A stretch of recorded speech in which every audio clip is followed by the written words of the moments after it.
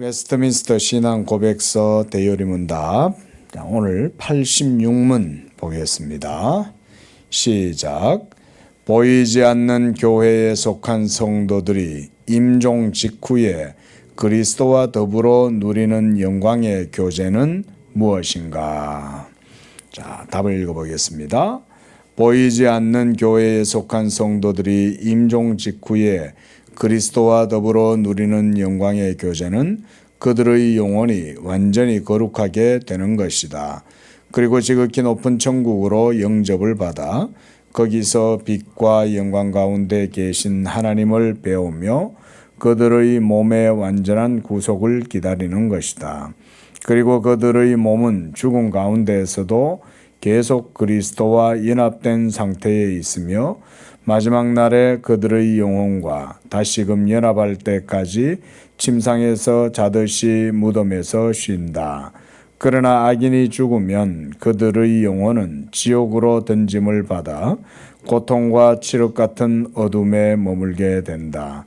또한 그들의 몸은 부활과 최후의 심판 날까지 마치 감옥에 갇혀 있듯이 무덤에 있게 된다. 자, 보이지 않는 교회, 이게 이제 비가시적인 하나의 교회죠. 보이지 않는 하나의 보편교회를 이렇게 말을 하고요. 이 교회의 지체, 파트, 그러니까 소속된 성도들이죠. 이게 바로 그리스도의 몸된 성도들이죠. 그들이 이제 사망, 그러니까 육체적 사망이죠. 그래서 임종을 겪으면 그대로 그리스도와 누리고 있는, 그러니까 지상에서도 현재 우리가 누리고 있는 거죠. 우리가 아침에도 그런 얘기를 했지만 우리는 지금 이미 그리스도와의 교통 가운데 있는 거예요. 그런데 임종을 맞이하게 되면 그 교제 가운데로 더 깊이 들어가는 거죠. 그렇게 해서 그들의 영혼이 완전히 거룩하게 되는 것. 우리가 임종을 겪으면 뭐 어두운 세계를 막 또 놀고 이런 게 아니라는 거잖아요.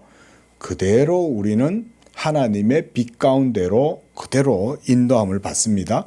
그래서 여러분들의 영혼이 어둠 가운데에서 고통을 당하거나 막 괴로워하거나 두려워하거나 공포 가운데 빠져들거나 이런 거 없습니다. 하나님을 봅니다.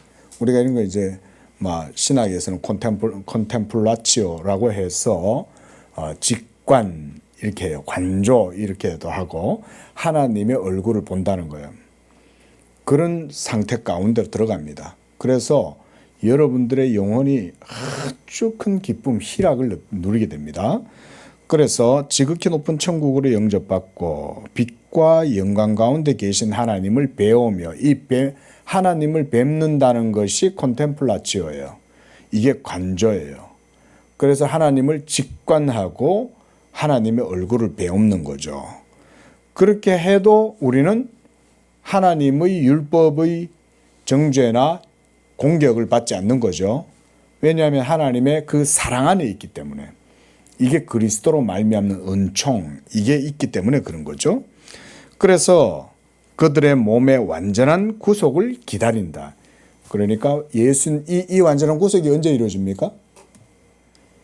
예수님이 재림하시고 그래서 온 우주적 마지막 심판이 완전히 이루어지게 될 때 그때 모든 죽은 자들이 다 다시 살아납니다. 아담으로부터 시작해서. 그래서 그들 모두가 자기의 몸을 가지게 돼요. 그러면 목사님, 예수님 오실 때 그 사람의, 그러니까 어머니의 태중에 있는 태아들은 어떻게 해요? 걱정하지 마세요. 죽은 자들도 살려내시는 하나님이 태중에 있는 태아들도 모두가 다 자기 몸을 받습니다. 그러니까 그게 어떤 방식으로 일어날 것인지에 대해서는 성경이 얘기하지 않으니까 우리가 말할 수 없지만 생명, 그러니까 아담에게서 난 모든 생명체, 후손들이죠. 그들은 다 자기의 몸을 받아요. 그래서 죽은 자들의 몸도 다 썩었잖아요. 그죠? 죽은 자들의 몸도 다 부패해서 진토가 되고 먼지가 다 되었잖아요. 근데 다시 자기 자신들의 몸을 다 받아요. 그런데 우리 예수 믿는 성도들은 부활할 때 그들의 몸은 여기 보면 그 밑에서 넷째 줄 보면 지옥에 던짐을 받아 고통과 치욕과 어둠 가운데 있다. 이런 상태로 있지 않죠. 우리는 부활의 영광스럽고 복된 몸을 받는 거예요. 그래서 하나님과 지복, 우리가 이제 지복 직관 이런 말도 하거든요. 그러니까 하나님의 얼굴을 베옵는 거죠. 얼굴과 얼굴을 마주 대하여 본다. 성경은 그렇게 얘기하는데요. 그 상태로 나아가게 될 때 우리의 몸도 그 상태에 모자람이 없는 합당한 그런 몸이 되는 거예요. 지금 우리가 갖고 있는 몸으로서는 안 되죠. 자, 그다음 87문입니다. 시작. 부활에 관하여서 우리는 무엇을 믿어야 하는가? 자, 답입니다. 우리는 마지막 날에 의인이나 불의한 자를 불문하고 죽은 자들이 모두 다 부활할 것임을 믿는다. 그러나 그때에 살아있는 사람들은 순식간에 변화될 것이다. 그리고 무덤에 있는 자들은 몸은 그리스도의 능력으로 일으킴을 받아 그들의 영혼과 다시 연합하여 영원히 살게 될 것이다. 즉 의인의 몸은 그리스도의 영에 의하여 그리고 그들의 머리 대신 그리스도의 부활의 능력을 힘입어 그분의 영광스러운 몸과 같이 신령하고 썩지 않는 몸으로 부활할 것이다. 그러나 악인의 몸은 그들이 거역하던 심판주 대신 그리스도에 의하여 부끄러운 부활을 맞이할 것이다. 그랬습니다. 자, 답 속에 사실 모든 게 다 포함되어 있는 것 같아요. 자, 먼저 한번 봅시다. 제일 첫 번째 줄 보면 마지막 날, 이게 이제 예수님이 재림하실 때 그날입니다. 그래서 의인과 불의한 자를 불문하고 모두가 다 죽은 자들은 몸을 다 받아요. 아담도 육을 다시 갖게 되고 또 믿는 자든 안 믿는 자든 다 그렇게 된다. 그러나 살아있는 사람들은 어떻게 될까? 그렇죠? 지금 예수님이 딱 오셨어요. 우리 지금 몸 갖고 있잖아요.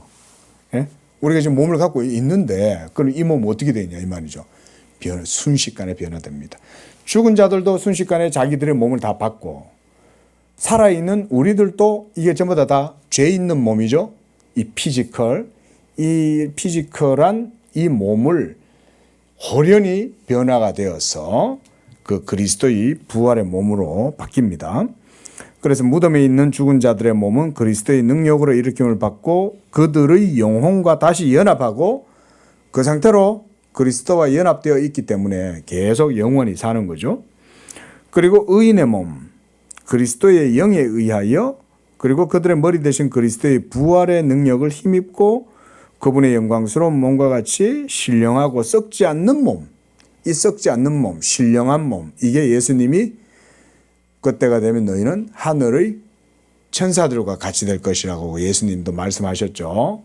그러니까 우리가 부활했을 때 그 몸은 굉장히 지금 현재의 몸의 특성과는 비교할 수 없이 뛰어나고 복되고 탁월한 그런 능력을 우리의 몸이 가지는 거예요. 예수님과 같이 된다 그랬거든요. 그러니까 예수님의 부활하신 몸과 같이 된다 그랬거든요. 그러면 예수님이 부활하셨을 때 어떻게 했어요? 예수님 막 공간 이동 같은 거 막 하시죠, 그죠? 그 우리도 그렇게 되는 거예요. 그게 천사들도 영체잖아요. 그런데 천사들이 영체지만 굉장히 탁월하거든요. 천사들은요, 여러분 하나님께 받은 능력이 우리 인간보다 훨씬 뛰어납니다. 그래서 천사들은 기적도 자기가 원하면 해요. 그 정도로 천사는 뛰어난 능력을 가졌어요. 우리는 기적을 행하고자 한다고 해서 기적이 안 일어나잖아요. 근데 천사들은 그게 가능합니다. 그래서 없던 곳에서 마술이 아닌 실제로 불을 일으킬 수도 있고요. 마술이 아닙니다. 천사들은 실제 그 능력을 가진 거예요. 그래서 놀라운 능력을 행할 수 있는데, 그래 따지자면 우리가 부활했을 때 그 몸도 그런 신령한 능력을 가지는 거예요. 그리고 무엇보다 우리는 천사들보다 뛰어난 존재가 됩니다. 왜냐하면 우리는 하나님의 자녀가 되고 천사들은 하나님의 기업 얻은 자녀들을 섬기는 그런 존재들이에요. 물론 다 하나님 아버지를 위해서 있는 거긴 해도 우리는 자녀의 신분이 되고 천사들은 여전히 지금과 똑같이 그저 하나님을 섬기는 그런 섬김이들이에요. 천사들은. 자, 그러나 악인의 몸은 여전히 부활할지라도 그들은 정죄, 심판의 부활로, 성경은 심판의 부활이라고 그러죠. 이 심판의 부활로 나오게 될 것이다. 이런 얘기 해드렸습니다.